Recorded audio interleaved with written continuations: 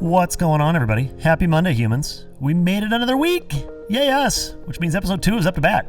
So incredibly happy to be back this season and bringing all sorts of new content to the forefront. I mean, the only thing that makes it better, because let's be honest, it makes everything better, is coffee from Primo. Coffee's been making everyone's lives better since it was discovered over 1,200 years ago in the ancient coffee forests of the Ethiopian plateau. It was here the legendary Hall of Fame goat herder Kaldi discovered that after eating the berries off of a certain tree, his goats had crazy energy, didn't want to sleep, and got into all kinds of goat shenanigans.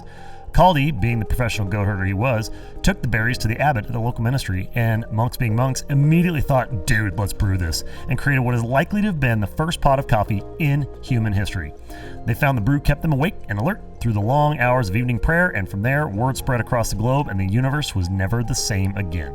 If it wasn't for Kaldi, the greatest of all-time goat herder, which I guess would make him the goat herder, we might still be trekking to Ethiopia to get our monk brew on. But the good thing is we have Primo Espresso for the go-to stop as the best neighborhood coffee shop of all time. And yes, Dave, who listens in New England, I get it. The commute from the East Coast to Tigard is a little bit long. But even though Primo isn't in your neighborhood, that isn't a problem because you can get their coffee, teas, and scones ordered online and even shipped to you, which literally means there is no hurdle that cannot be overcome by the power of Primo and coffee. Check them out at primoespressotigard.com or on the old Instagram at Primo Espresso Tigard. And with that, the full power of Primo, episode 2, well, it's indescribable, really. After countless months and crazy delays, we couldn't even count them all, like fires, COVID, parenting, and more, I finally got to sit down with a heck of a fitness industry badass, Emily Roberts, and her bestie and OG, Merrilee Klusmann.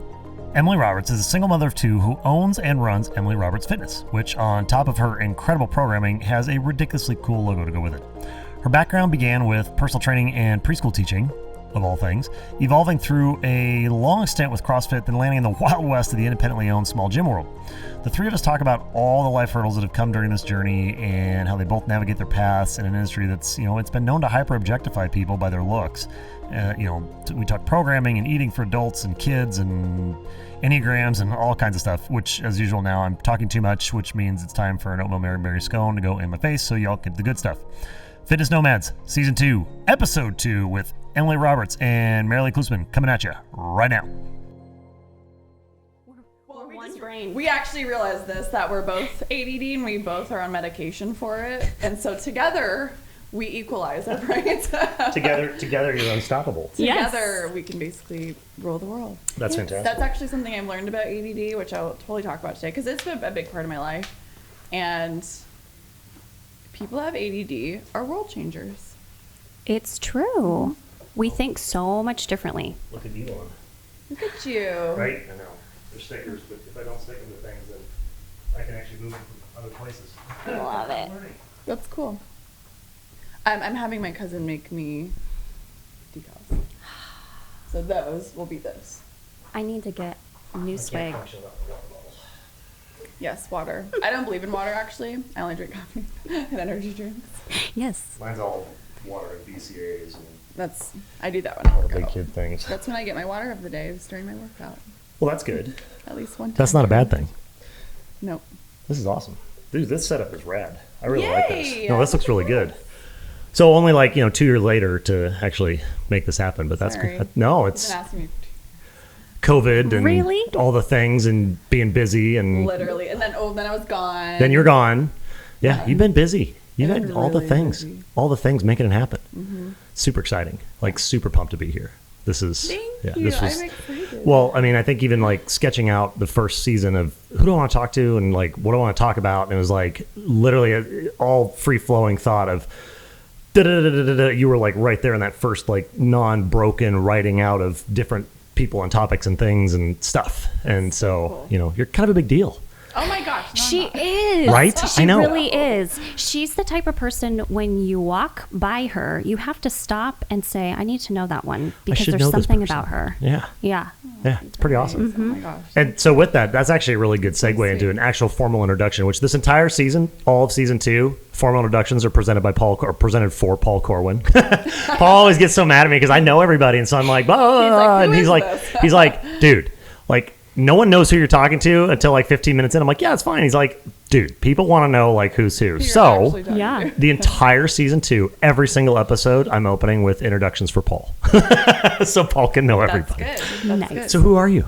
So I'm Emily Roberts. I am a fitness trainer. I'm a single mom. I have 2 boys. I live in Oregon City. And yeah, that's who I am. I like it. And you brought a friend. And I brought a friend. This Your is Merrilee. person. We made that clear. My person. Yes, Emily's my person. I'm Merrilee Klusmann, and I am a mom of 4. Wow.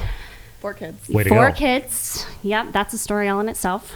I am a trained educator, actually, Okay. turned homeschool mom, As a lot of educators were in the last Yep. little bit. kicking and screaming the whole way, kicking and screaming, trying to do life, learning to blend well in all the chaos that is mom life.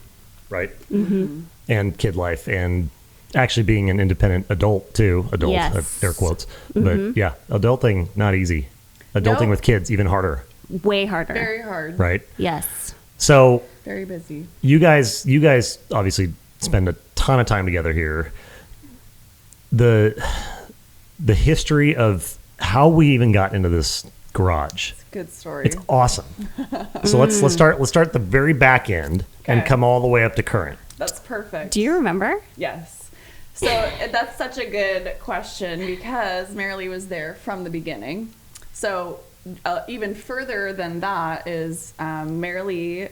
I was actually in between having kids. I took some time off from personal training, and I was a preschool teacher.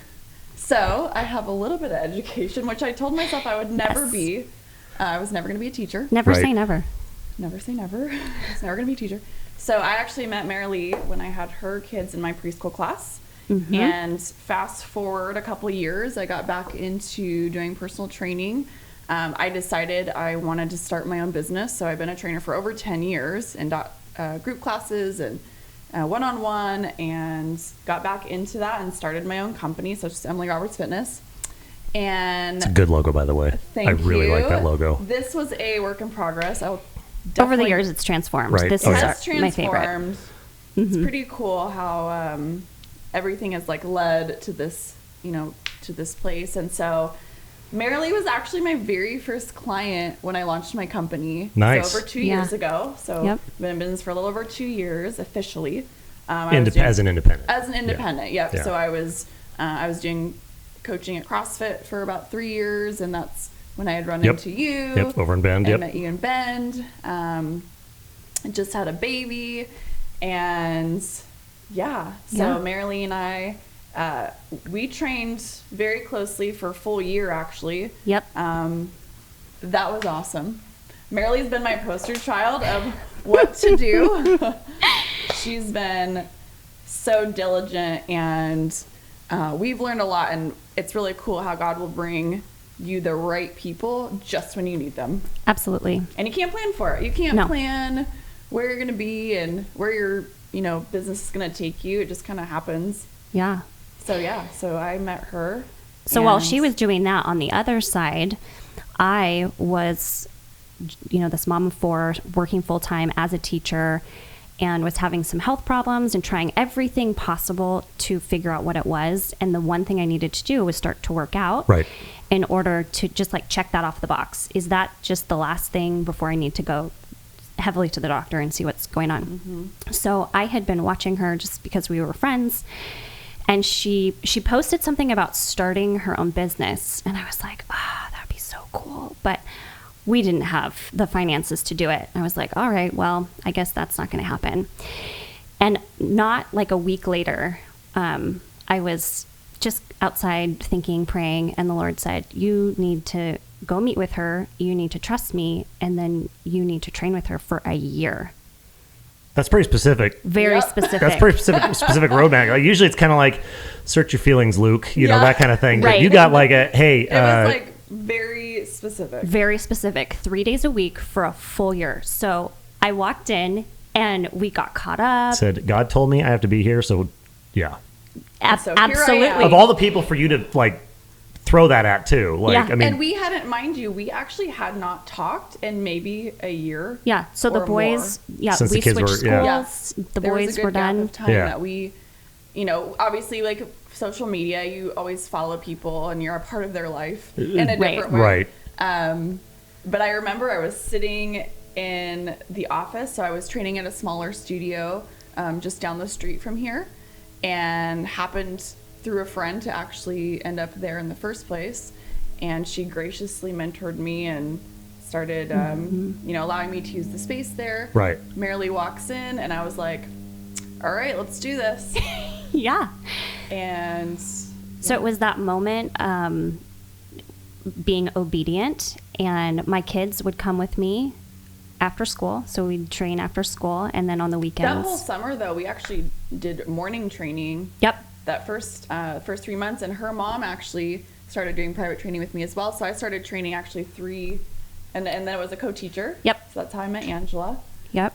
And so I was training 3 people at the same time, and we did 3 sessions every Every week. week. That's awesome. Yep.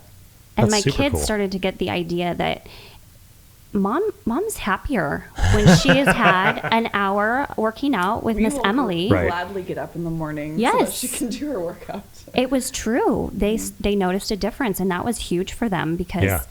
you know, when I'm working all week, I would get home and I'd be exhausted, and it's dinner and homework and bath Adulting. time and bed. Yeah. Yes. And then I was exhausted, so I would go to bed. So there was just never space for me. Yeah.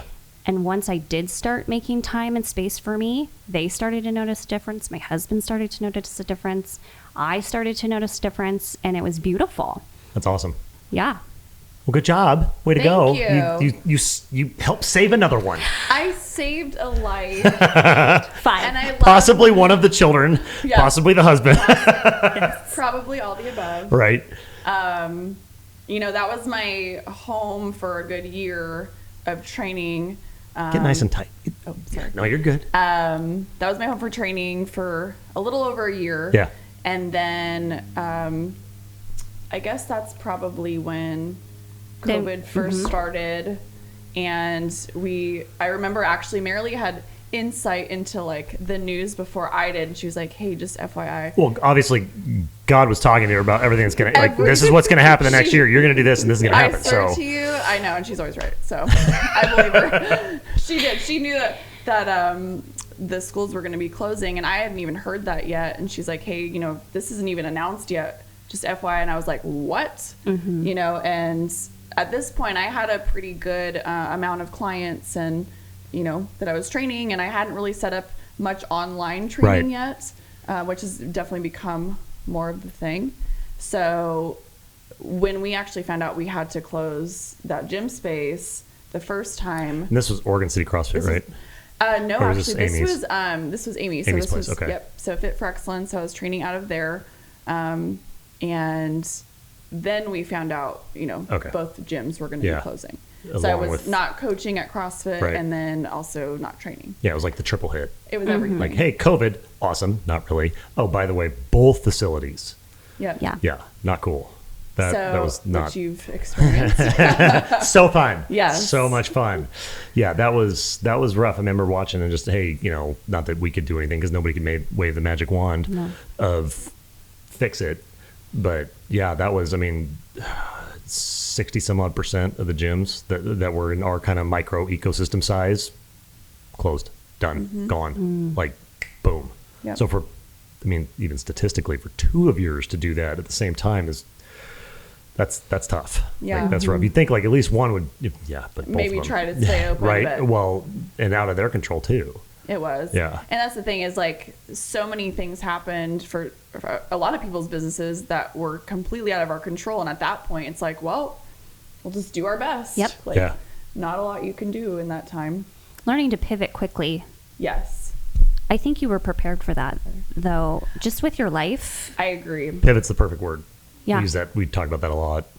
It's you're not changing. You're literally just kind of redirecting. You're still going forward, Right. but maybe it's a sidestep and then forward again. And people had a hard time with that because they want to just stay in their little box, no pun Yes. intended, Yes. and not be ready to go. And it's like, Yeah. okay, you know, but you didn't panic either. Like that was the thing too that I noticed. And I'm sure you saw this firsthand. Like a lot of people like freaked out. And it was, I got to go online. I got to do 50 million classes online a day in Zoom and charge $4 a thing. And that is like, breathe. Yes. Pump the brakes, even just a week, and just because that first set of the lockdown, of course, they were all full of it because it's like, oh, it's going to be 2 weeks. Like, no, it's not. Yeah. But 2 weeks you did not followed panic. by 2 months. Yeah, you just kind of like, okay, we'll just lean in and ease in and then just kind of one step at a time. It never felt rushed with how you adapted. I like your perspective from an outside perspective because I don't hear that a lot. You feel like you're herding cats and Yes. changing diapers and the cats are wet and the diapers are on fire. Yeah. Exactly. Yes. That's good. So whereas internally I felt like, everything was in flames. I think that in my life, because of my past with family and the way I was brought up with a blended family and watching divorce and just a lot of chaos going through a divorce, having kids, you learn how to pivot and you learn how to adapt. And that's actually something that I always thought was a crutch in my life. And my counselor, because I go to therapy and as everyone should. Amen. Big fan. Big fan of therapy. That's something my therapist always tells me. And she's like, you have this, even though you've been through that stuff, it's actually helped you learn how to adapt really well to change. Even if it's uncomfortable at first. For me, I kind of panic. Right. But then I take a step back and I have really good people in my life, thankfully. I love you. I love you too. I have really, really good people. Very good community. Obviously, our CrossFit Oregon City community was everything. Right. That was a big group. They were pretty well established, and that was not, knowing some of the insight on that would be lovely to air out at some point in time with the property owner. But Yes. probably won't. Yeah. That was not a cool deal at all. No. I felt really, really bad for everybody because they did nothing wrong. And that was kind of the thing that was hard to like kind of swallow a few times. Like, hold on, I've done everything right and it's irrelevant. It's like because somebody just decides to go and poof, it's gone. It's like gut shot. And, definitely for me personally in my life, it was totally a blessing. It forced me to change quickly. And like you said, like, it wasn't like this, like, hair on fire, like, get everything going online. I was actually, so the second shutdown, I had already actually moved my training over to CrossFit Oregon City. Right. So I moved my LLC over there. So I was training out of there, still coaching. And then, of course, the second time the shutdowns were around November. After the fires and After the smoke the that shut us down. In fires. between that, just to refresh That everybody's was- memory, that wasn't an Oregonian at that point. Like, oh, by the way, hey, you're open, but the world was on fire. So for 2 weeks during the fires. I still have PTSD about it. Right. That was Raining a really ash. traumatic time. Actually, the first fires were at my apartment. So the very first Oregon City fires were 'cause right they were across close out the here. street Yeah. from me. And I remember I called my friend at the time. He's a police officer and was like, hey, what do we do? There's a fire across the street. And then all of a sudden, it was like there was ash literally coming down on us and like sparks. I mean, all the trees were up. Yeah. And then there was about 3 other fires that same night. So that 2 weeks was chaos. But what was cool is we turned, and I did an interview actually with Kate, was it Fox 12? We turned the gym into basically like a loading zone. Yeah, which a was staging area. Yeah. Yep, we used it as a staging area. We were able to help a lot of families. Yeah. Well, not only did you pause what you were doing with the gym, you put all of that energy that you had to train people, and then you started giving to the community, which was beautiful. Without any, you didn't have any idea of getting something back in return. You just wanted to give and give and give, and I think that is what Emily Roberts Fitness is all about. Is you're able to put your energy and give and love people well and not expect anything in return. And that's a beautiful gift. And so during the fires, that's what she did. She gathered food and clothes and was able to hand things out. And was it the laundry bus or the shower bus? Yep. So my brother and sister-in-law, they run Love One. They started a nonprofit and they do laundry service. It's a free community. It's grown huge actually. And they were able to invest in showers. So during that time, the mobile shower was huge, so people could take showers. Yep. And it was pretty incredible to watch. And I look back and you're right. I mean, we couldn't train because our gym was completely full of smoke. Yeah. And so we were able to fundraise. We fundraised over $12,000 for our community, and we're able to give a lot. I mean, we gave all that away, food and meals and everything. All of it. Yeah.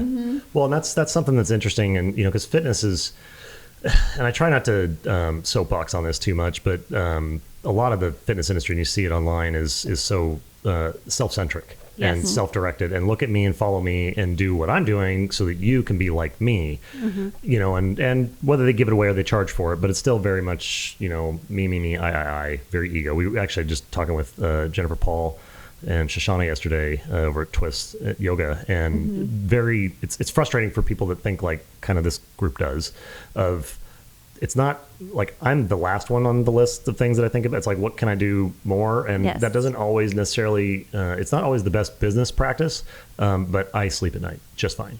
And I don't feel bad about giving whatever it is, right? And I don't need, and you don't need, and they don't, you know, they don't need some type of affirmation for knowing that what you're doing is the right thing to do, even if it might not be the most business savvy thing to do. And I mean, because realistically, somebody might look at that and be like, you just took all that energy and put it out, and now you're still sitting there with, you know, I mean, you got to pay rent, you got to do, you know, you got to feed your kids, all that kind of stuff, you know. And there are people that will critique that and say, well, that's not very responsible, or that you're not as whatever good as you could be because you're not thinking, you know, business mind first. And it's like, for me at least, you know, partly why, you know, we get along so well, and it's a small community, especially in Oregon, especially on the West Coast. Everyone knows everyone. Everyone knows everyone, no matter what. Eventually you get, you know, 6 degrees of Kevin Bacon, and we're back around to here.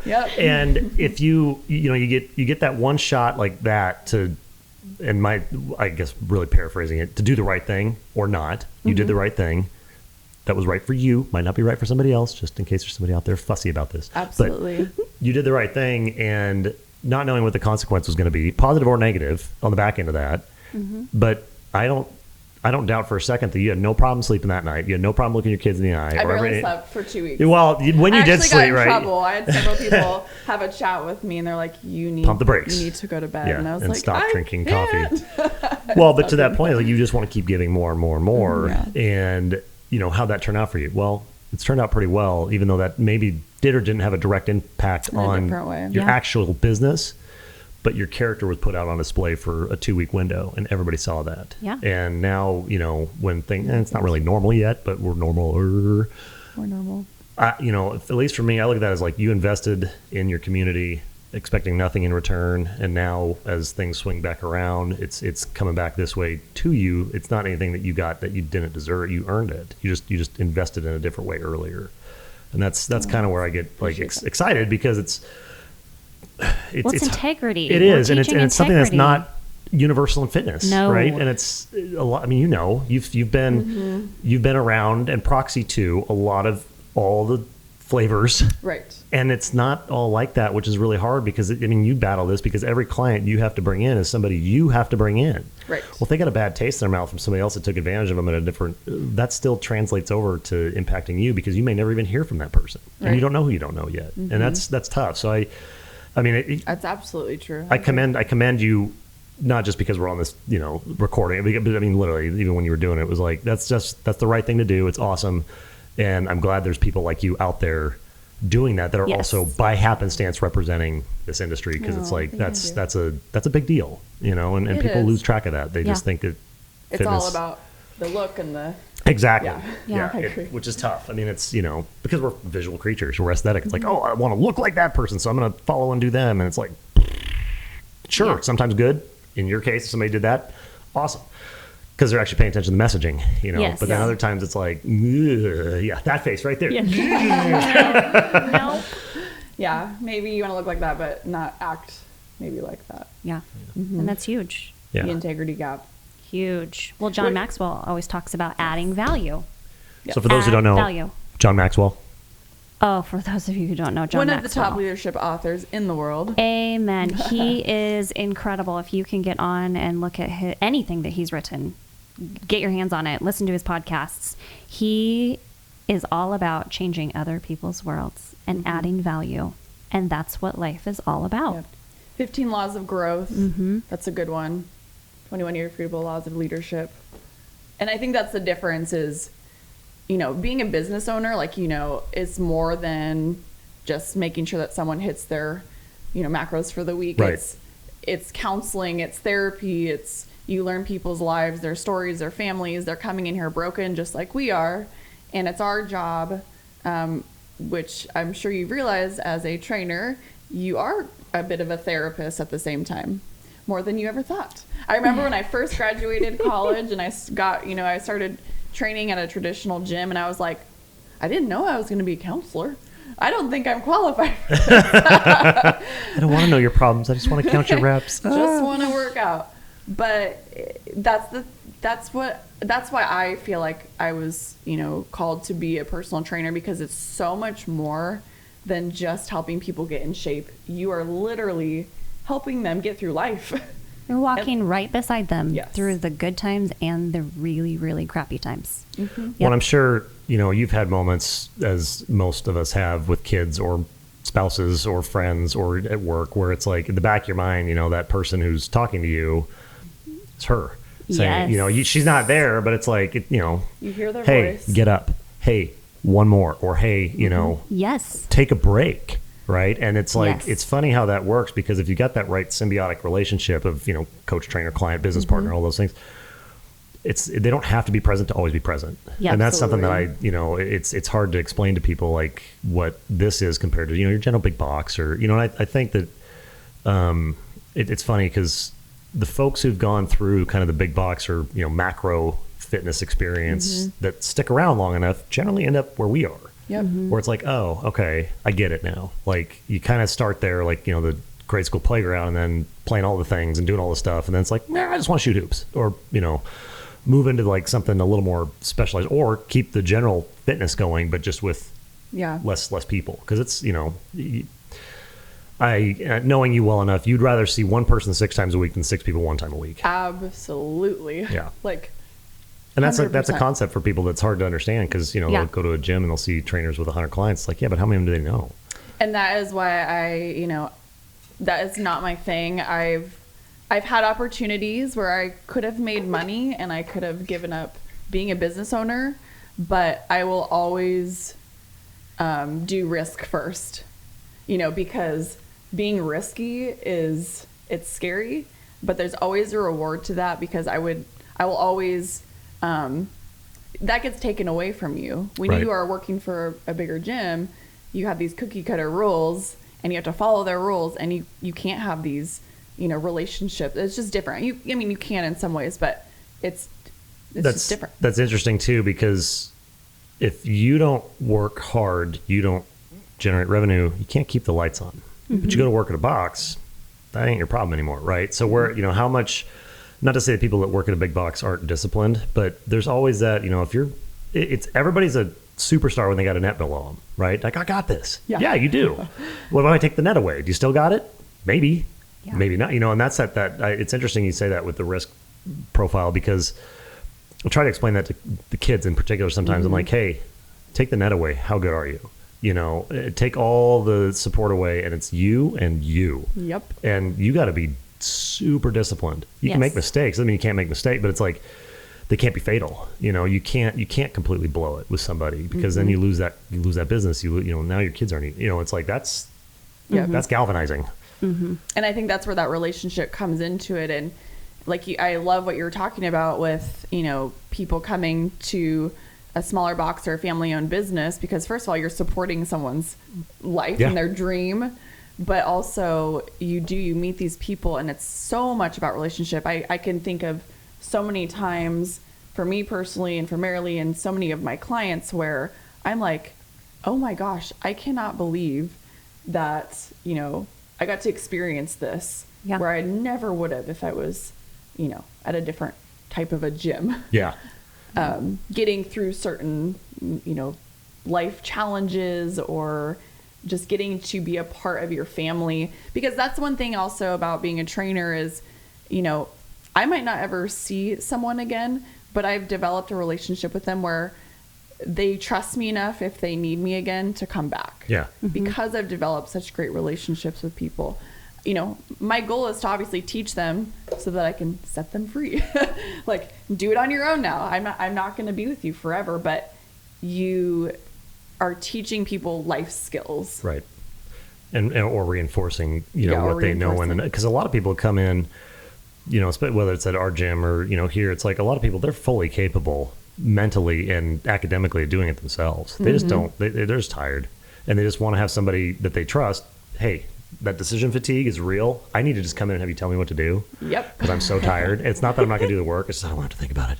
And that's a huge value that I think a lot of people overlook, but also take for granted as well, because it's like, yeah, anybody can do it.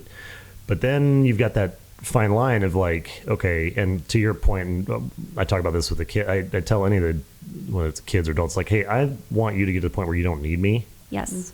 You can want to be here, which is great, because you're here for the community. You're not here for me or any of the other coaches. You don't need us. You just want to be here because you're proficient on your own, which then ironically turns into a more stable client base and a little bit more longevity there, where you've got somebody who's been with you for 5 years, not because they are dependent on you, but because they want to be there, because they, they want to be there. Yes. And they're not sitting there looking for the next answer because they don't know what to do, which that's kind of frustrating too, because, again, with the fitness realm, it's like, oh, here's the secret sauce. I'm not going to tell you what it is. You're just going to do it. I'm not going to tell you how this works. It's like, no, I'm going to show you everything. Like, here's behind the curtain. It's the Oz, There's no secret. It's just totally consistency. Yeah. And it's absolutely. Yeah.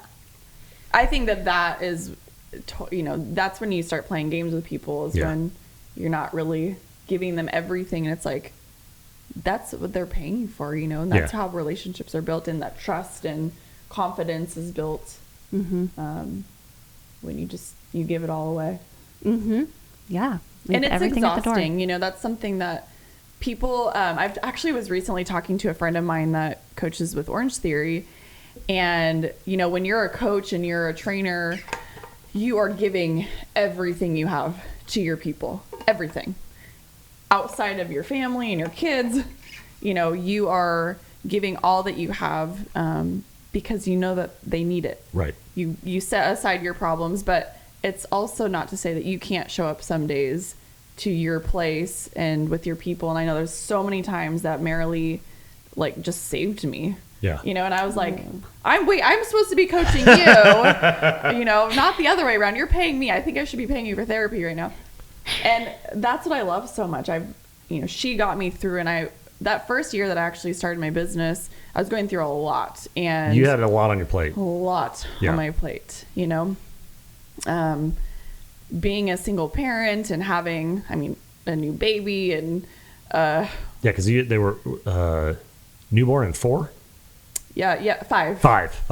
Yeah. 5 years apart. Not like, that's a lot. I'm a single parent with an 18-year-old and a 13-year-old right now that are independently mobile and can feed themselves. Like, no, not at all. That was a lot. It was a lot. It was a very trying time, but like I said, the right people came into my life when I needed them, and she is, such a encourager and a lover, and I just, I appreciate Merrilee so much for. She's so wise, truly, being a teacher at a private school, that's a huge deal. You are raising these kids up, but then also she's just that person that anyone can just go to ask for advice. And so she definitely got me through some interesting times, because you've been through a lot too. She's, been through a divorce as well, and blending a family. And it's to be able to find those people. That's why fitness is so much more than just getting healthy. It's these getting a 6-pack. Than getting a 6-pack, which is amazing. Which is awesome. Right. My husband appreciates it. Yeah, she's definitely. Well, it's totally mutual, because like you were saying, I needed somebody to just tell me what to do. Yeah. I was exhausted, but I knew that I needed to do it. And she was there in the back of my mind when on the off days, my kids would be talking to me and saying, Mom, are you doing what Miss Emily told you to do? Mom, are you supposed to eat that? What would Emily think? Yes. I think I should make some bracelets. What would Emily do? WWED. What would Emily do? What would Emily do? Yeah, so it's totally mutual. And then going through the pandemic, oh my word. I don't know what I would have done if we wouldn't have been together. Honestly, because being at home, again, pivoting. So I didn't mention that I was doing Zoom training. Right. So we did a couple months where we were doing Zoom, which was interesting. It saved my life. And the lives of everyone under your roof. Yes. Oh man, it was, I would close my door and the kids would knock and try to come in, and I would just be like, it's mom time, close the door. She'd be like, hold on, pause. Let me just go have a conversation with my children. Or sometimes they'd be hiding in the bed in the background. She'd be working out, and she like one of them would just be like laying there watching. Yep. I remember that. Owen, yes, all the time. it was He'd just Owen. lay on the bed and just watch me. Like, come on, honey, just leave me alone for 5 minutes. I love you, but I love you, but I don't need you right now. Yes. Yeah. Well, and that's, it's part of that. I wonder, because everybody, especially on the front end of the pandemic, when, fitness wise, all the home gym people were super excited. One, their equipment at their house was worth 10,000 times what it was before. Yes. They're like, I'm selling this on the black market. Right, exactly. Yeah. Oh my goodness. I was worried about checking all the gear out. Like, am I going to need all this back, or am I going to see it on Craigslist? But the funny thing about the Zoom, it's like the ones that did the best, and there was already pre-established relationships. Yes. I or agree. some type of connectivity, right? I had a few people too, and I'm sure you did, where they might not have been in person with you, but they were proximal to somebody that was with you, and you get connected that way. And so that gave everybody an opportunity at least to connect. But I find it interesting how this works really well for these groups and these communities. And they actually got, the ones that are still here got bigger, but the ones where it was just like people start fishing around, I think that's partly why we saw, the majority of people in the pandemic didn't get fitter. They went the other direction. People got lazier and less People engaged. drank a lot. People more. drank a lot. Oh my gosh. Yes. The A lot dude, of carbs, a lot All of the donuts. carbs. those a lot national of studies alcohol. of like, wait, I'm like, what? Like, you used to be a freshman 15 when you went to college. People are like, it's the COVID-19 times 2. Like, oh my God. So it was, but that was kind of proof to me that no. The small community fitness side is really the answer. How much we really needed it. Absolutely, because you guys were able to keep it going and keep the momentum going. Yeah. Maybe build a little bit, add a snowflake to that snowball here and there, but it wasn't something going from cold start to full speed. And I don't know that anybody that decided to jump into that game would have.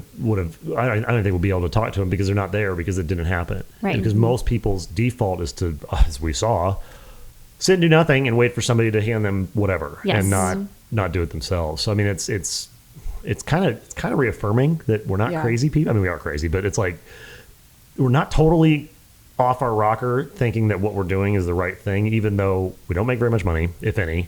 Whatever we do make goes right back into the gym and the facility and all this stuff to deliver more product, deliver better product to the people. But at the same time, You make money when people show up, and Yes. right. that's the name of our game. yeah. And taking that long term, it's like, where does that go, and where does it go from? How far can you scale before you start again losing? Because I'm sure at some point there's and I know you're good enough that people are tapping your shoulder all the time to come work with them because you're good at what you do, right? And Thank you. where does that growth then become? Hey, we're super efficient, really lean and effective and agile, and we can pivot and do all these things. But then at some point in time, you go from like the gecko to the iguana to, well, the dinosaurs don't do too well because they're too big. Yes. So where, how do you find that line? And I know you're nowhere near that line yet, but that's one of those things. It's like, it's always hard for me to at least visualize, like, okay, how hard should I push to make this bigger or reach more, or how can I do that? And you've done a good job with, like, on the community side, you haven't left this behind to go on the online side, but your online side is awesome. Like, Yeah. I mean, you keep, snowflake, snowball, avalanche, like that keeps getting bigger and has infinite reach. And that's what we actually, Merrilee and I have been talking about is, growth from here, and what does that look like? And, working on a new website right now, which is super exciting. So with the website, It's beautiful. It's beautiful. Yes. it's just getting started. I'll put it in the show notes for sure, but what's the website going to be if it's not live yet? Yep, it is just emilyrobertsfitness.com. I actually had one in the past, but with all the changes and Right. everything that's happened, I needed something new, and so I literally started over from scratch. And Second time around, it's much better. second time around, Much better. It is. It's much better. I'm going to be, I'm really excited about it because it's kind of endless opportunity. Right. As I'm growing as a business owner and really figuring out what my audience and clients and online people need, I can cater to that. Because I don't ever want to give up the in-person. Nothing can replace in-person training. They're just, Right. It's not, like you've said. Yeah. There's just nothing like it. And there's just something to be said about showing up in person. Yes. Getting that human contact. Yeah. And motivation and encouragement. I mean, there are sessions where half of it we cry. And, I mean, literally. And it's not just because of the burpees either. No, it's not just because of burpees. It's like we've said, it's therapy. It's just nothing like it. So being able to somehow incorporate everything in that, offering guides, and it's going to be really fun. I'm going to be working with someone to do some live things, a few live videos. And so I'm just, playing with a new palette. Mm-hmm. Yeah, exactly. It's I kind of like in the gym owner side with online, finding that balance is kind of like, all right, if this is an airport, eventually a lot of planes come and land, and then they go off in other places, right? And but you always get that kind of central hub, Right. that, no pun intended, keeps you grounded. Yeah. But it is interesting that you've got, and you're committed to the in-person first, right? Even though theoretically online is infinitely larger, right? Right. Free up more of your time. Well, it takes a lot of time. But the other thing, though, is that like this gives you your gravity to stay grounded, to where then you go online, and instead of trying to become a celebrity, you're an actual person. A real person. And that's where it's funny how you strike that balance, because, and I mean, we could sit here and do a whole Instagram thing, just go through names of people that, that I think are dumb. But you're not on that list. But it's funny that, I mean, it's like you see them, it's like, we were kind of talking a little bit offline beforehand about this. It's like, they're obviously there to sell themselves as a quasi celebrity or whatever. And it's not real engagement. It's not real connectivity. It's not real conversation. And a lot of times the stuff that they put out there and pitch doesn't work. Right. And then, you get somebody that comes in like, well, after, they get turned off the whole thing, and it's frustrating, but you've done a really good job. For a little time. You try, but then there's no touch points, or they want, the touch point costs you $99 a month or whatever it is, just to have one hour Zoom call, one check-in. It's like, okay, I mean, sure, people got to do what they got to do, but it's interesting how you've been able to strike that balance, because your online growth has gotten, I mean, obviously big enough you need a new website, right? Right. It's super pretty. It's super pretty. But how are you check and balancing yourself, or is she your check and balance, like, hey, am I like totally smoking crack putting this out here like this, and or is it way too much, or I mean, because I struggle with online because I hate it, but it's like there'd have to be a lot for me to want to put my own face on there. I'd much rather talk about everybody else. Yeah. I don't but that's, you're good at that, but without making it to where you're, not personable, maybe. Yeah, or so out of reach. And I always use the Kardashians. There's probably some younger person out there who's gonna be like, the Kardashians are old, Jake. But that kind of like, it's not real, right? Yeah. You don't know them. You don't know. Tangible. It's not tangible. Well, I almost said Britney Spears just because she's been all over it lately. But it's like, that's not a great example. I didn't even know. I am so oblivious to a lot of what's going on in the world. Me too. Truly, I don't. Because we're busy working. Yes. I know. I'm like, what? That happened? Oh, I didn't even hear about it. They're like, you haven't? I can't even. No, I can't keep up. But how do you? I mean, how do you strike that? Yeah. Because you do strike a good balance there, and I know that. I mean, you're even keeled. But how do you manage? Because it's hard. It's really hard. Like this ground stuff, touch and feel is easy. That's so. It is hard. I think that first of all, I go off of feedback from people, so I definitely listen. But I think also I kind of like. I try to manage my time. So like I give a little bit in each spot, I think. So every week, as a business owner, you have to be in control of your time management. Right. And that's actually been something that, and I'll get back to your question, I guess, indirectly answering it, but you can be all over the place, especially having ADHD. I can go I've learned that it's a gift, and through therapy, she's like, you can do what other people can't do. You are so good at managing so many different things that most people don't know how to do. So I've really like embraced that instead of looking at it as like something is wrong with me. Right. Like I can't even decide what to wear some days or whatever. She's really helped me learn how to get in control of my time and be very specific in what I want to accomplish. So I'm always goal setting. I'm always, I reach out to as many people as I can. If people ask me questions, I try to make sure I'm good about getting back to them, which is why I really need my website back up because I miss a lot of things. And I'm like, sorry, it's been a week. I'm sorry, I haven't got back to you yet.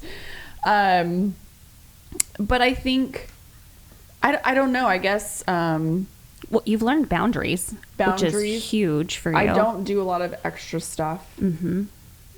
With your time, you definitely make sure that you set your boundaries for what's going to make you healthiest first, and then you can put your energy into the things that you need to put your energy in, which has been good for her. That probably sounds familiar to you with your kids and locking the door on them for an hour. It does. Right? Yeah. There have been days where I lock myself in my van with my cup of coffee and they are around the van knocking, Mom, I need you. Like World War Z. Yeah. Mm-hmm. Yep.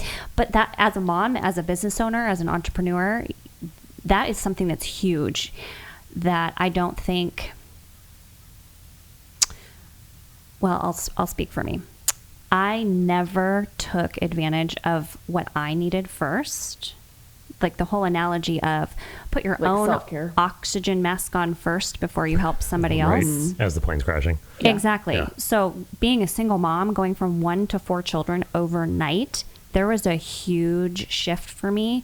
And that was the first thing I had to learn. In order to be healthy for me and my family, I had to say, boundary, no, that's not going to work for me. And then move into what would work for me after I had taken time for myself. And so when we started working together, that was something that Emily saw was, you two really good at saying no, which was new for me. Yeah. But that's something I've had to learn. It's a practice skill. It's huge. And not feeling bad. Yeah. Not taking on somebody else's sadness because I said no. It's like, sorry, that's just not going to work for me. And that's okay. That's totally okay. So she's learned boundaries in such a huge way.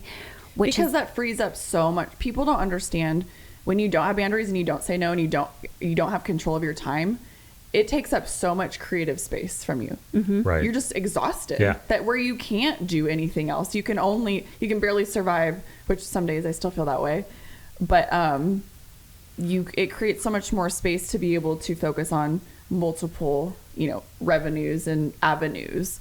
I think the other part of that is I've really learned to not compare myself. And that's been a struggle. And I know girls mostly struggle with that. I know guys do too, and business owners. But not going on Instagram and being like, why don't I have this huge following? Or why don't I have more online or whatever? And really focusing on, in my heart, what I want to accomplish. Because it's my business. Nobody can take that place of you. So like, really focusing on, I think just the people in my life that I connect with, what they're asking for, and just knowing that like I'm doing the right thing. I'm not looking at someone else's business and comparing and, I'm not as good as them and you've really helped me with that too. And I have a couple other people, other business owners as well that have really taught me that. That's interesting too, because when you stopped doing that, things started growing. Things got bigger, things got better, so to your point of if you can put 100% of yourself or whatever maximum capacity totally yourself authentic. into that, and it's absolutely 100% you. It might not be perfect first time out, i.e. the website. Second time out though, a lot better than it would have been had you not had the first time, and making that choice that's hard. I mean, that's, because everybody I don't know. I feel like especially independent business owners and parents, we all have a extra amount of just internal guilt of we say no to something, we feel guilty, or we say yes to something and commit time to it, we feel guilty because we're not doing something else. So it's like picking and choosing. There 100%. are times where it's like, man, a 9 to 5 where it took no brain power sounds so much better. There are moments where it's like, I get why that's appealing to some people. I just wish my brain was wired that way, because I'd throw myself through the window even if it was first story. It wouldn't matter. Like I'd be like, I gotta go, I'm out, because I just can't do hamster wheels. I can't. I need projects. And Welcome to the ADHD club. Which is a perfect segue. And, Yeah. but I mean, really, it's like, and well, I've never been diagnosed with ADHD. I just like a lot of different stuff all at the same time. Yep. All at the same time. Shiny objects. It's a beautiful mess. Oh, Right. Yeah. I get made fun of constantly. Yeah. Squirrel. Beautiful Squirrel. chaos. Yeah. Shiny squirrel. Look at that one. Ooh, And Jesus, but that's not a bad thing. I no, mean, it's not. I do look at, people like, Elon is, the guy is fascinating, right? It's the immigrant to the United States, built his own space company after building his own car company, after doing, it's like Crazy. Dude, the guy, and he's all over the place, but he's an expert in as many things as he can be and time is his commodity. He's like, if I don't have time for it, I won't do it. But he wants to do so many things at such a high level that it's hard for people to keep up with. And people complain about working for him. It's like, I can get that. I totally understand that because, I feel like maybe that might be partly me too, but it's also because I want everything. I strive for perfection with everything, knowing I'm not going to get there. But if you don't try for it, then your quality is definitely not going to be as because you'll never be perfect with it, right? The website will never be perfect. There's always going to be a little tweak and a little thing and a little this and a little that. But if you aren't aiming for 100% out of the gate, where's your median? Like 40%? Well, no, I'd rather my median be 80. I'd rather hit 80% consistently than not even try to get that other level, which then gets into like all the Instagram and the Facebook and the website and the people in person, and then trying to change up, even. I mean, I built this gym in 2 weeks. Yeah. And I look back now and I was like, whoa, what just happened? Yeah. Yeah. And it's something we're able to do. And I should move that here and I should move that there at the same time. Yeah. And I didn't want anyone to help me because I liked to do everything by myself. I mean, I definitely had help with some of my structural things, but and I'm a little stubborn too, so I'm trying to ask for more help. Trying to ask You're for more learning. help. Huh? You're learning. I'm learning. We're all learning. Yeah. Next right step.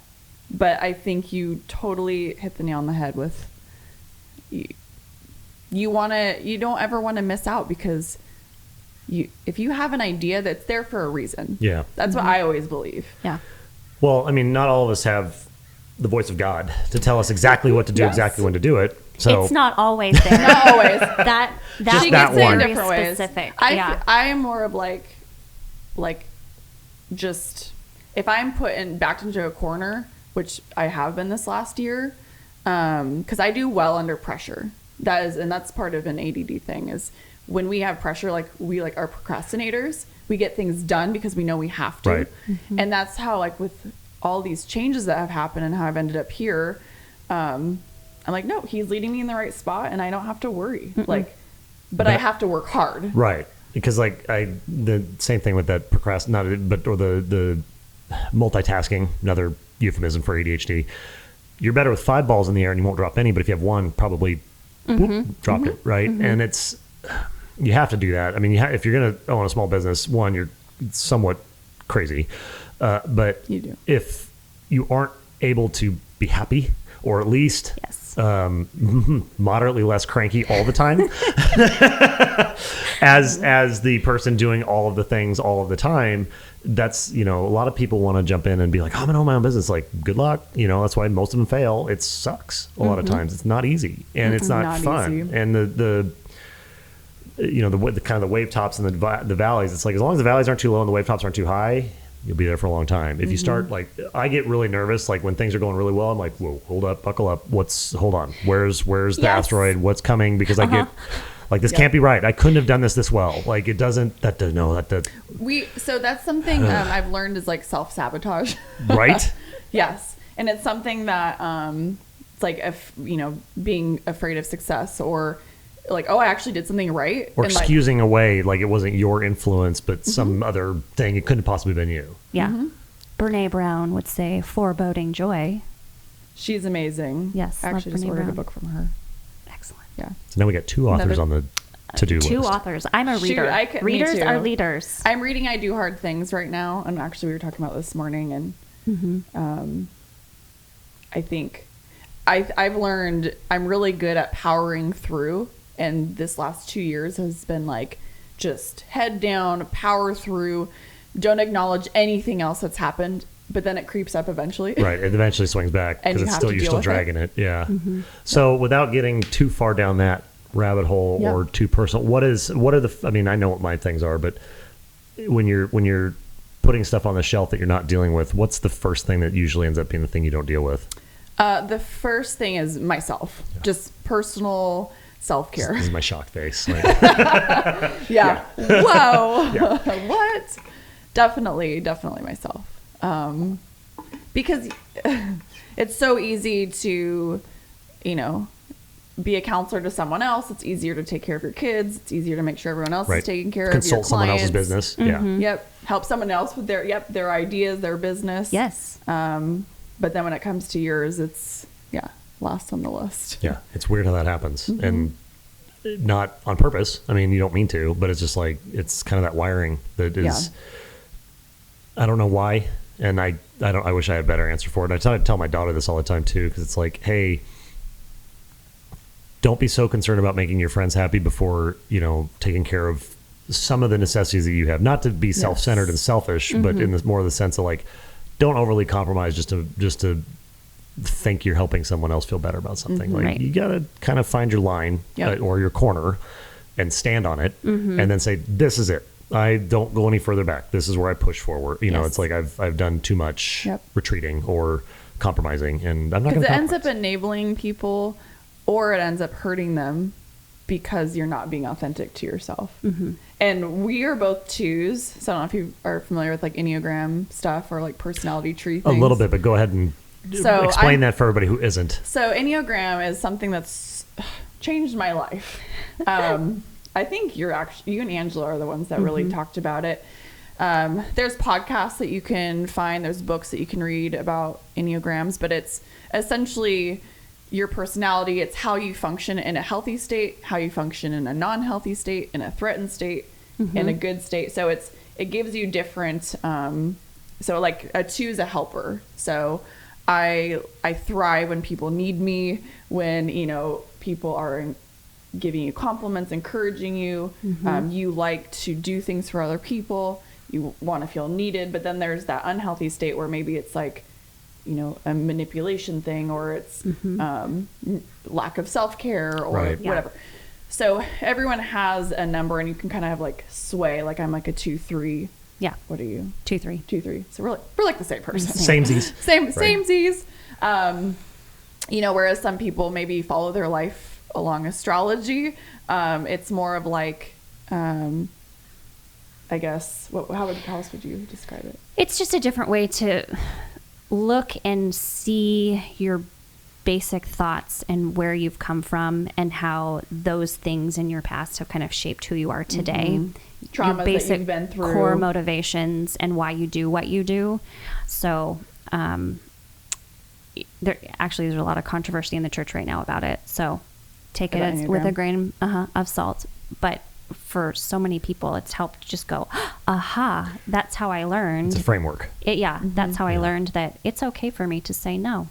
And it's okay to draw a boundary and say, this is what I need. And it's hard to say that, but it's good. Yeah. Yep. So without going too far on a tangent with, saying controversial, right? Right. Within the church, specific church, entire denomination, like any, like as far as all of the churches and all of the, because it's. Some of its roots are rooted in mysticism and kind of go into some things that aren't our basic beliefs. A different theology. Way different. Okay. So it's come from a place that's not super healthy, and then the church has kind of wrapped it in something healthy. Rebranded it. And made it progressive. Yeah. Weird how that's doable in the day and age of the internet. Yeah. Everything can be molded and changed. Yeah. So, I have some really good friends who are for it, really good friends who are against it, and everybody else is in the middle. So just one of those things. I think that's how personal growth is for everything. You can do love languages, which I think is always important, especially in relationships. Love languages. I don't know if you've ever done 5 love languages, but I've heard of them. Yes. Yeah. And I mean, it's just very simple. It's like we all are those things at some point, and it can change as you get older and when you have kids. But you can, whether it's Monday or Thursday. Exactly. Yes. Today I need self-care. Today I need coffee. Time. Which one is that? Yes, that is number 6. Coffee is a love pretty language. sure. Yes, it is. Yes. 6 is is coffee. I think the thing about personal growth, because that's something that's been really important in my life, is you're always changing and growing. And so you kind of like take and pull from different things. And that's what shapes you. You know, people get so stuck on one thing. Yeah. And I think that's the problem. It's like, it's not black and white. Like, just take from it what you want to learn and move on. Yeah. So it's funny too, because I personally, and I'm completely biased, but it doesn't mean I'm wrong. The approach to fitness and the approach you take, and a lot of, it's like some people are very much in the same, so like, hey, you're either A or B. What if I'm Q? Yeah. It's like, what if I'm R today? What if I, it's like, you got to do one thing or the other, or you have to do this discipline or that. This will only get you that. It's like, last time I checked, they can all have influence. They can all be positive. They can all help you, and Right. Not that there's anything wrong with picking one if that speaks to you. But then at the same time, understanding that that's not for everybody. Like, not every body, BODY, Yes. with the space in between the two words, is independently different and is going to respond to stimulus differently. And I don't think it's a coincidence that you have that approach with your personal self to then when you start working with people, you're not just throwing them into a cookie cutter and saying, hey, you're going to do the same thing as client B, client C, client D, client E, client F. You can't. Well, you shouldn't. You can. People do. You could. You're right. You could, but it wouldn't be successful. Right. And people would be frustrated. I think that's part of it too. And the hard thing with fitness is, realistically, if you do anything that burns calories, you're going to get results. Yes. Absolutely. But it might be in spite of what you're doing, not because of it. And that's hard for people to understand, is like, hey, you're a 2-3, right? Yep. Whatever that translates to in fitness. Maybe it's functional work with, whatever. And then maybe the powerlifting type, that responds better to that is going to be I'm making all these numbers up, but they're a 5. Yeah. Okay, well, if you take a 2-3 and you try to apply it to a 5, it probably isn't going to work as well. It'll do something, but it's not going to be as efficient, effective. And I think it's really awesome that you do what you do the way you do it, but it's your whole life too, where it's not just at the gym, or it's not just with interpersonal relationships, or it's not just with your kids. It's holistic to where, again, back to that authenticity thing. Now you're just being you all the time. It's got to be a lot easier. It's a lot. It takes, you can breathe. It's like, you just take a big breath, because it's like, you are just being yourself. Yeah. And that is what people want. I think people are craving authenticity. Yeah. I think you hit the nail on the head. People want to feel, okay, so nutrition, that's probably the biggest part of that. What you just said is, you cannot give, there's so many diets out there. Yeah. There's so many diets. There's also so many people, like, I have an autoimmune disorder. I don't talk about it a lot. So do you. Yep. I don't talk about a lot of my things that I have, but I'll bring it up if someone I know I'm training. Oh, I have that too. I struggle with that too. But it also goes deeper, and I've trained a lot of teens, and I see this a lot as well, as there's so much emotional stuff that goes into fitness. It's a lot of emotions.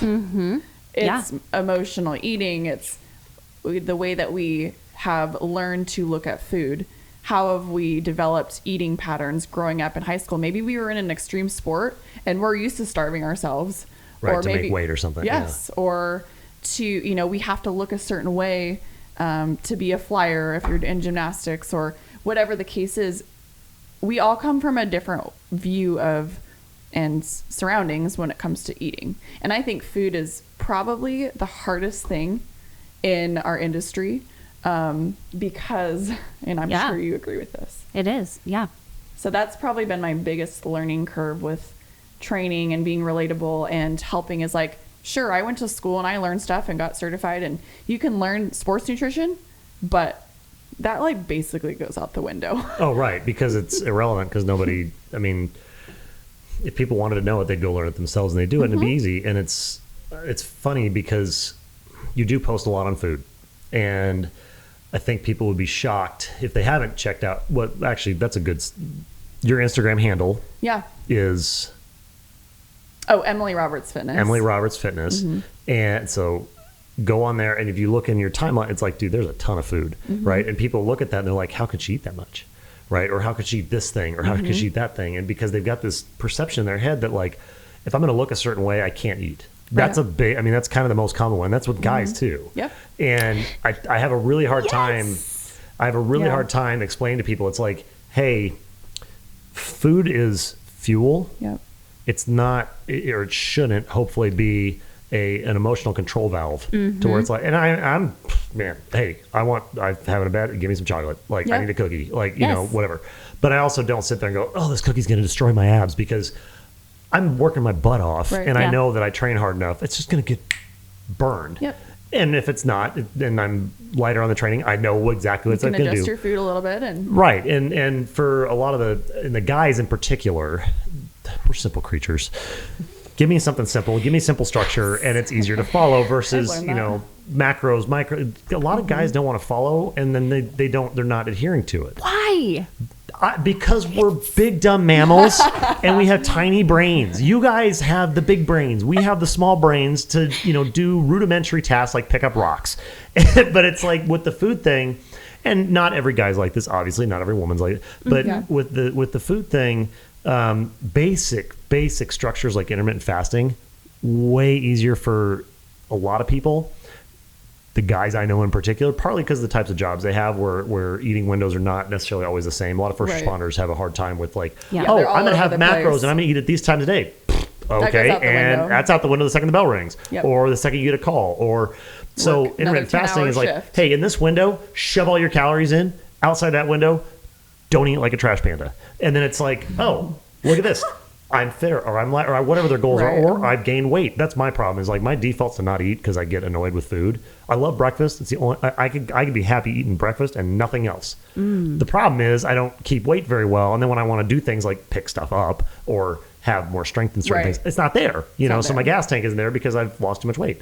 So it's a little, I'm weird, but it's such a simple structure. But the reality is, to exactly your point, it's like it doesn't have to be complicated, and there's nothing magical about it. No. But it needs to be consistent and replicable. So you do a lot with macros. Yes. And you're really good at it, and you're really structured. And I know that Fit Foods and there's companies out there that help with that. You could do it, but what you're buying there is not the capacity or the knowledge. You're just buying time back, because meal prep. Oh yeah, I did it for 2 years. Takes forever. It was a lot of work. And it's a lot of heavy lifting, right? Yep. But then sometimes people don't have the capacity for that, or just even the means. Yeah. And it's, how do you get into that conversation with somebody, because then you're back into the emotional thing. And so for me, especially with the kids, and it's a little bit easier with like younger people because they don't quite have all those preconceived notions baked in. Some of them do, which is a different whole other thing. But it's a little bit easier to be like, hey man, food is fuel, water is lubrication. You need those two things. I don't care what you eat inside of this window, under at this calorie, get your bases down. Because a calorie is a calorie. Calorie is a calorie, right? The Twinkie diet proved that. I don't know. Are you familiar with that? No. I actually am not either. Guy making a point, went 4 months. All he did for his caloric load intake, minus a couple little supplements for protein, was eat Twinkies. But at the caloric load, right? Because your food density and food volume are not the same thing. So the nutrient density in Twinkie, not very much, but the calories are there. Yeah. And if your body's just burning calories, which is all it does, there's no protein. So he supplemented with weight, and a little bit of a tweak there. But the point being is like, he did pretty well, just fine. He was hungry all the time because they're empty calories, empty. Yes. But his body he was still able to produce and function what he was doing. Then he went full carnivore and all that. But the point being, you can go carnivore, you can go vegan, you can go Twinkie, you could go whatever. If you're hitting the numbers that your body needs to promote locomotion to whatever level you're trying to attain, it's irrelevant where the calories come from. Wow. It's more about the quantities and the and overeating is the issue, because people then, especially with COVID, use it as a control mechanism. Like, I'm sad, cookie. Oh, and that's me. That's my own thing. I don't drink, but I will absolutely hammer chocolate chip cookies. Like, I'm not going to be going, I want a glass of wine tonight. It's like, no, I'll have 4 cookies though. Yes. Like, those are good. Those are good calories. The other thing that people struggle with food, and this is something I've learned for me personally because of having ADHD, and I see it in my son as well, is food actually, it stimulates your brain, right? It's that comfort thing. It's a sensory thing. And so we use that as it's a feel good. It's a feel good thing. And so when you're, brain, or you're stressed or you're sad or whatever, these emotions kick in, it's a tool to calm us. Right. It's actually a calming mechanism. And that's something that I've really learned about, especially children, is like, they'll mindlessly eat, or even adults, because when we don't even realize that we're doing it or why, like, what is that? And it's like it's a feel good thing. Right. It's getting that serotonin to come out and just relax. Or some of it I do feel, yes, some of it's physiological, but I do think food is deeply psychological, because it's a control mechanism. Yes. And generally, something we can control. Right. Generally speaking, it's a control mechanism, and there's both ends of the spectrum eating disorders. But that's why a lot of teens have eating disorders. That's why a lot of people have had abuse in their background of any kind have eating disorders, because it's a control mechanism, right? I can control this one thing that goes in my face, or comes back out of my face, or all those things that make it tough. And it's hard to deprogram that, because then, everywhere you go and you look and you see, it's like, oh, I don't know how we got here, but associating lack of eating or lack of proper nutrition with a certain fit level body, I don't know how we got here, because it doesn't make sense to me. It's like, you can't do those things without, or especially in the Instagrams and the TikTok and Hollywood. It's like, some of those are also pharmacologically enhanced. There's things going on there behind the scenes that aren't on display. You do a good job of putting it all on display, and it's like, I do, only because of my own struggles, and I had an eating disorder in high school, and I've talked about that many times. Is I know other people are as well, and I've trained other girls that have had that as too. And I mean, truly, even during college, I still didn't understand food. I still didn't. And I remember one of our professors had us tracking our food one day, and I was like, she's like, looked at most of the girls across the board were well under 1,000 calories, and she's like, what are you guys doing? Like, that's breakfast. Yeah. And, it wasn't really until a couple years into CrossFit because I used to be very thin. I mean, if sometimes I'll do a before and after. Even after, you look totally different. Yeah, and that was when I was having some health challenges. I figured out that I had an autoimmune disorder, and I was on a very strict diet, and but I was committed to getting stronger, and I wanted to think differently about food. I never weigh myself. I mean, very rarely do I weigh myself. I go off of energy and how I feel and lifting and all that. I'll do body scans every couple months, but it's a very big process to get out of that mindset when you've lived it for so long. It's a mind bend. When we first started training and figuring out my macros, and we had to adjust it a few times, and eating what I needed to eat, 1,800 calories. I felt so much better when I had all this good fuel. More energy, less lethargic, right? So good, and eating the right things for my body. And your before and after pictures are incredible. Like, it just goes to show that, like, you need food. 100%. And I taught my kids the same thing. Right. So, blending a family of 4, when we first got married, my husband and his 3 kids, they had gone through some trauma, so food was a huge thing, and they would eat whatever, whenever, and it was not the healthiest. Right. And my son and I, we ate gluten-free, dairy-free, because we had some health issues, and so we moved in, and the first thing I did, I mean, I probably traumatized them all, but we went gluten-free, dairy-free for a whole month, just so I could see what was affecting them, what they needed. Oh my word. I taught those kids that this is what dairy does for you. You are more than welcome to have some dairy, but this is how it makes you feel. This is what gluten does for you. So to this day, my oldest, he knows that dairy is not the best for him, but he gets to choose. He's going on 13, and he loves the ability to say, I know what that does for my body. I'm going to choose to eat it. I know there's a consequence, but that's okay. I'm going to take it. Yeah. And then all my other kids are the same way.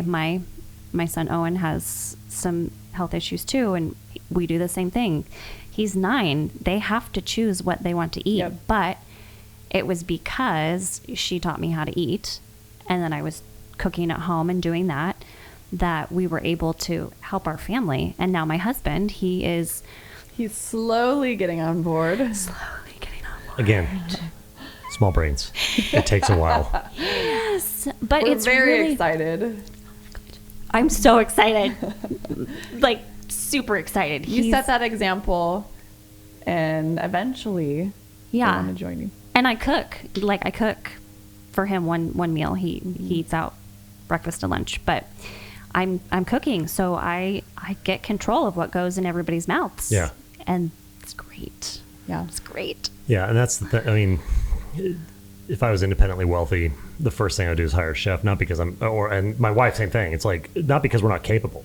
And I enjoy cooking sometimes, but dude, it'd be so nice to not have to do it. Like, Amen. hey, I've got food provided for me. It's great, fit food, things like that. But it'd be nice to just open your fridge and it's just stocked. And I'm that weird Everything person you too. need. Like, I literally eat the exact same thing for breakfast every day.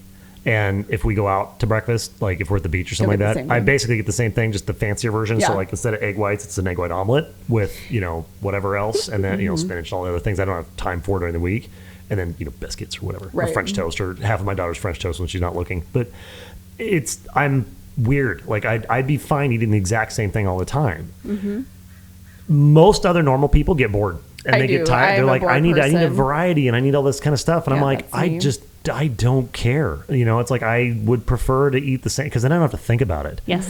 And food is such a pain in the butt. And I tell is. people at the gym too all the time. I'm like, hey, you're going to do everything perfect in here, and you're going to blow all of it the other 23 hours out of the day if all you do is, we joke about eating like a trash panda, but it's like if all you do is eat like a trash panda, you're going to have a body by trash panda. It does not Body matter by how trash hard, panda. right? I mean, you could be, but it's just such a pain in the butt because everything out there messaging wise is so contraindicating because you've got diet products at the same time as beer commercials at the same time as Krispy Kreme and McDonald's and all. It's like, what? And soda pop and all this stuff. And it's like, it's exhausting. And I try to keep at least my world small, and the food thing, it makes it easier because I just kind of stay consistent. I mean, it drives people, like I'd eat tuna fish every day for lunch because I'm fine with that, or if, again, money was no object, halibut every day for lunch. Yeah.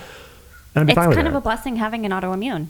Honestly. It is. Yeah, It it's really gotta is. be. It just goes Yeah. with your diet, and Definitely you just have limits it. certain choices. And My brother has Crohn's, and it's the same thing. He's like, oh, it's so Yeah. much. I mean, not that he enjoys having Crohn's because we have a joke about that, but Yeah. it's a crappy diet. It's a crappy disease. It is. But I know. we use different terms. But the funny thing is, it's like he's like, oh yeah, well, I'm down to like 8 things I can eat, so I can eat these 8 things. He doesn't think about it anymore. Yeah. It's like, oh man, I wish I had a disease. I mean, just not really, but it's There's so times much where easier. I have totally said that to myself. I'm like, you know what? I can't drink. Like once in a while I will, but if I do, I'm tired. Is it the sugar or the alcohol? I think it's both. Both, yeah. Because it causes inflammation. Anything Yeah. that's inflammation, but that's one of the worst ones. And I'm like, you know what? It's a blessing because it just makes life better. Yep. Well, just mentally, it's just Yeah. less to think about. Yep. But I love what you were saying about giving them that choice, because once you figure out how your body responds, you get to a point finally at some point, and I always tell my clients, I'm like, I promise you at some point you're going to get it. It's like second nature. You know what you can eat. You know how your body works. If you eat less of this, you'll lean out. If you work out a little bit harder. You can eat the cookies. Yes. Yeah. And I'm like, I went to the beach and had ice cream because Kyle and I went to the beach, and I'm like, I want to have some ice cream. I know I might pay for it, but I don't do it very often. Right. And you want to live your life, and that's where that, all this circles back to like balance. And yes, obviously if you're training for something specifically, a show or a competition, you might be a little bit more diligent for a while, but all in all, you want to create lasting long-term, like, what's the word? Consistency, stability. Just something that's attainable every day. Well, it's watching your social media, and then just kind of the projects. But then I think you do a good job of keeping people engaged, because it does get to be like, oh my gosh, I got to go work out again. With people, it's great because like I can't wait to go see so and so at the gym or whatever, right? And so you get to see them consistently. But like, you've done a pretty good job on your online profile, which I know translates into the gym with some of the challenges that you do to keep people kind of like, hey, this isn't constantly compressing all the time. Gotta eat, gotta be perfect, gotta do this. Like, it ebbs and flows. You have a 30-day guns and buns challenge right now. Today's This is the last day. Day number 30. Right. And you've done a good job of cycling those through to where it's not all the time. but it's enough of the time that people can kind of wane a little bit and then come back, and then they wane a little bit and come back. And then when you look at long term, it's stable. Short term windows, you might have a bad day. We've got a internal group of the dads at the gym. Their little boy band called the Kettlebelly Boys. Kettlebelly Boys, I love it. They're hilarious. They're in there to work out. They like to lift weights. I make them do breathing exercises. We call it breathing, not cardio, because they'll run away.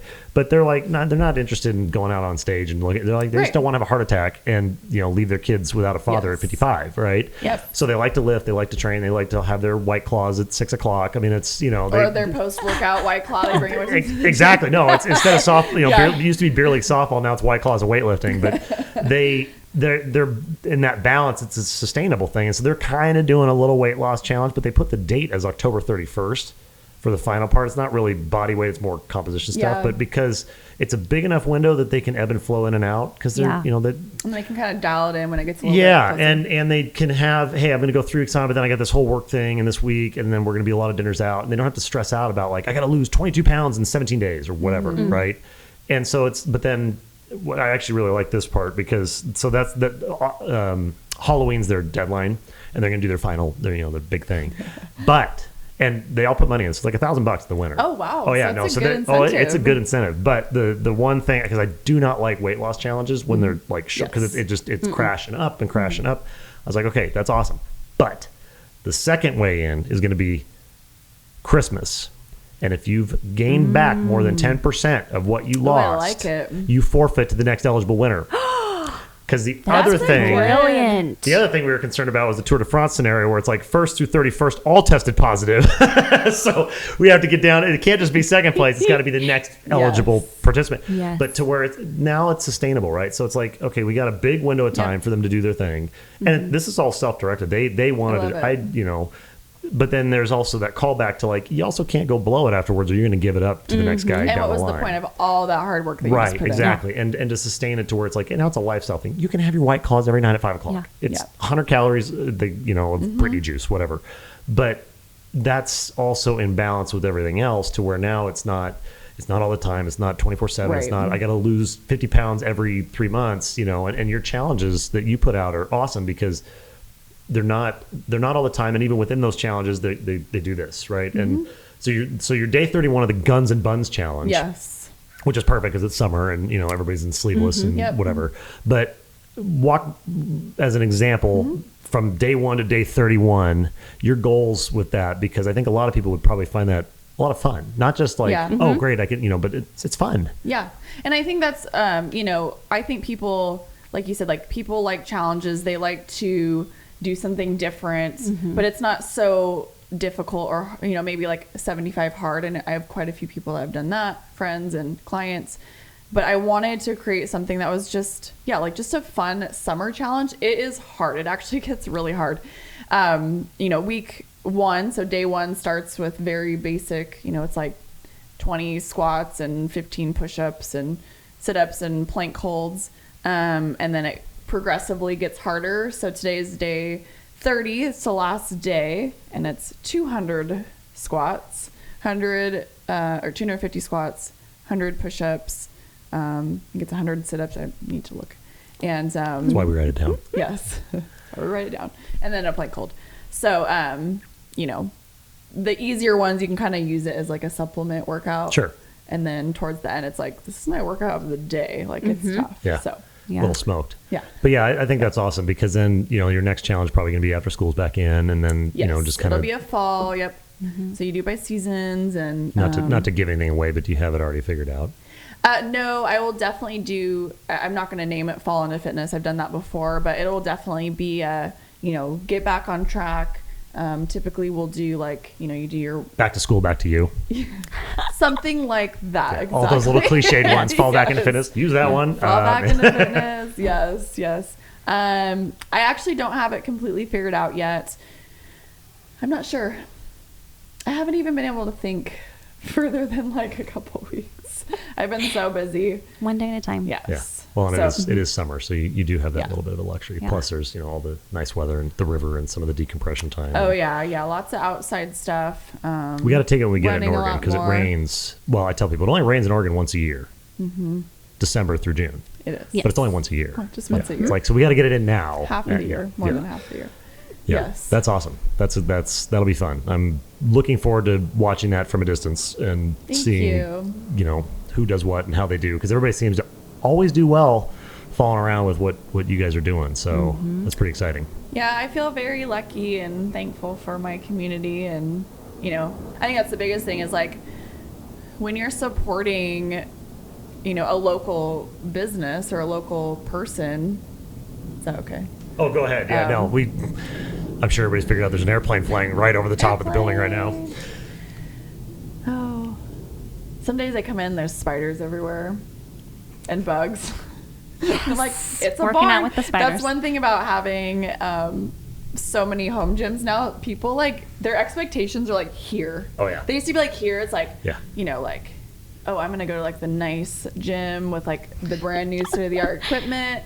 It's like, nope. Once you join a CrossFit gym or a garage gym, doesn't matter. Yeah. Yep. The work gets done. Spiders and moths and crane flies. At home. But yeah, I'm very thankful for the community and just all the support. And like I said, like there's room for everyone. That's something that I've realized is after, CrossFit Oregon City closed their doors, people have dispersed, and it's been really fun to just still support each other. Like you can have, a competition with each other or whatever, but everyone has their place. There's room for everyone. And I believe that you find the right person or the right place or the right community based on your personality, maybe your living situation, your job situation. And that is always my goal for my business is like, I've actually had friends come to me and say, hey, just so you know, I'm going to go to this other person. Hopefully, I'm like, so sorry. And I'm like, why are you sorry? Like, if it fits you better for where you're going or your needs, absolutely. I never want to, you just can't hold grudges. No. Can't be Isn't that mad. the best part about her personality? Right, I know. That's grace right there. It's Well, beautiful. It's so mature, which is so inappropriate for fitness because most people aren't mature in fitness. Which Most of them act like spoiled children with a bunch of egos, and it's like, oh yeah, know. like I'm happy you're happy. No, really, I'm happy you're happy. It's like I can't even get mad about this. It's funny because I'm very competitive, but I am not competitive when it comes to, I don't know, like, I want everyone to feel like they're winning. Mm-hmm. And if you found something that works for you, that's what you want. You want something that you're gonna stick to. Yeah. It's gonna motivate you. That's gonna, make you feel better. And sometimes I might not be the best fit for someone. Oh, Well, and something. Oops. And you've totally have learned that. I mean, yeah.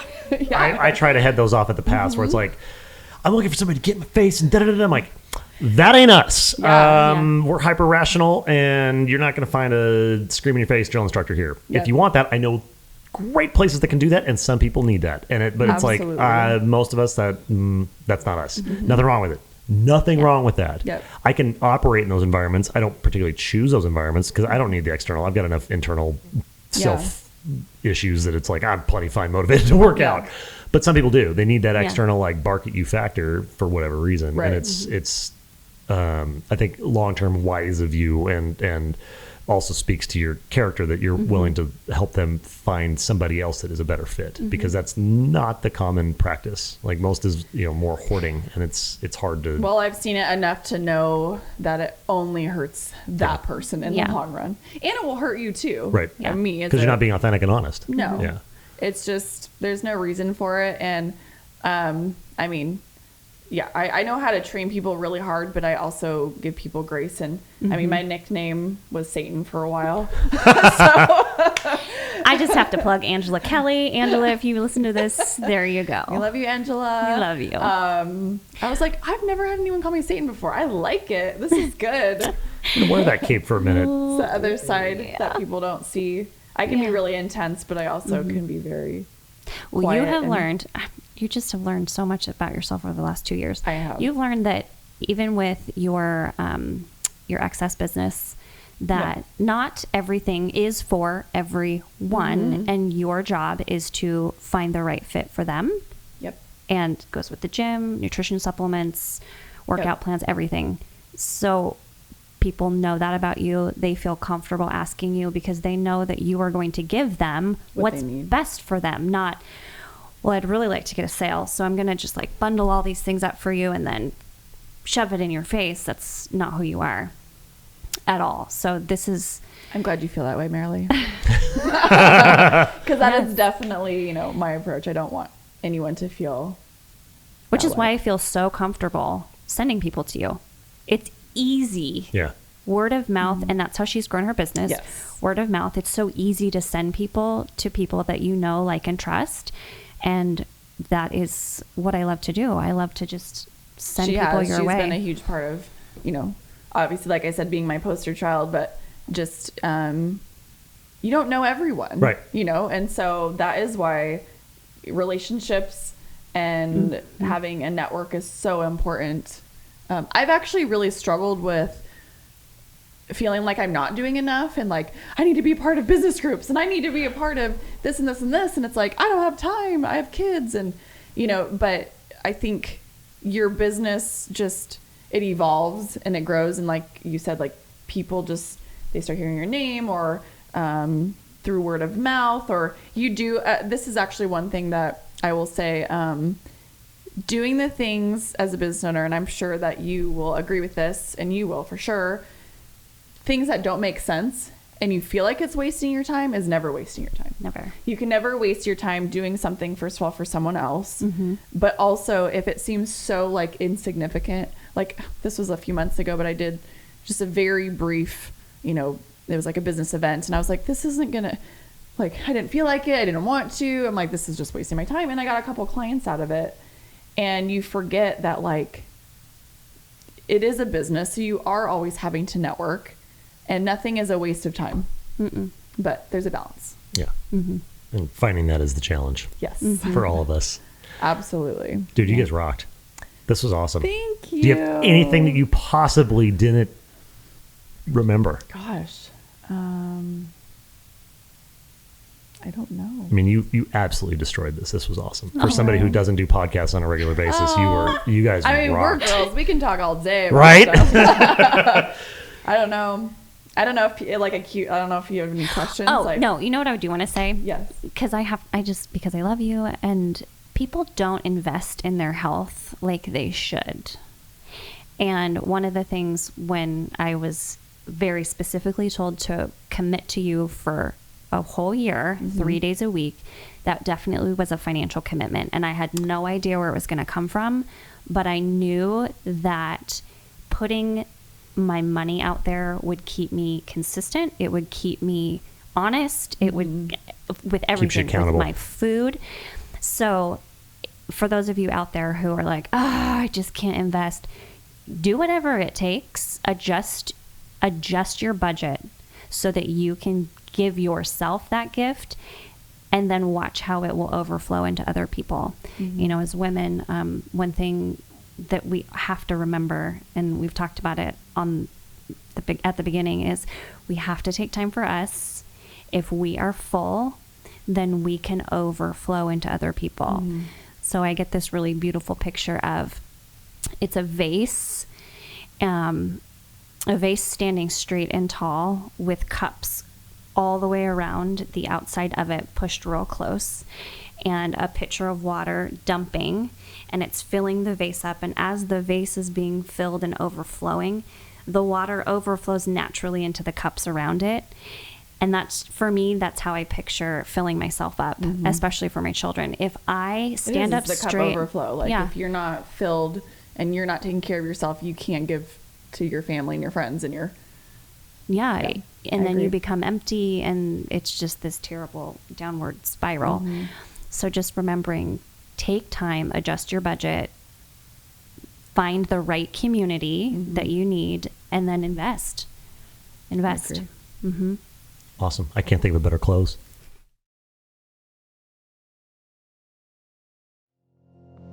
How awesome are Emily and Merrilee, right? I cannot thank them enough for taking the time to sit down and, quite frankly, educate me during this episode. Thank you, too, for listening or watching this week. Literally, we wouldn't be doing this without you. If you liked what you heard today or on any of the Fitness Nomad episodes, hit that old subscribe button and then tell a friend. And you know, if you have really strong feelings about what you've heard, maybe think about leaving a review. If it's good or bad, we want to hear it. Well, Okay, we don't really want to hear it if it's bad, but we need to hear it, so maybe say it in a nice way. If you have any burning questions or ideas for what content or topics you want to hear about, drop a note in the old DMs or the comment section. And thank you all again for taking the time this week, and we will see you next Monday. Bye.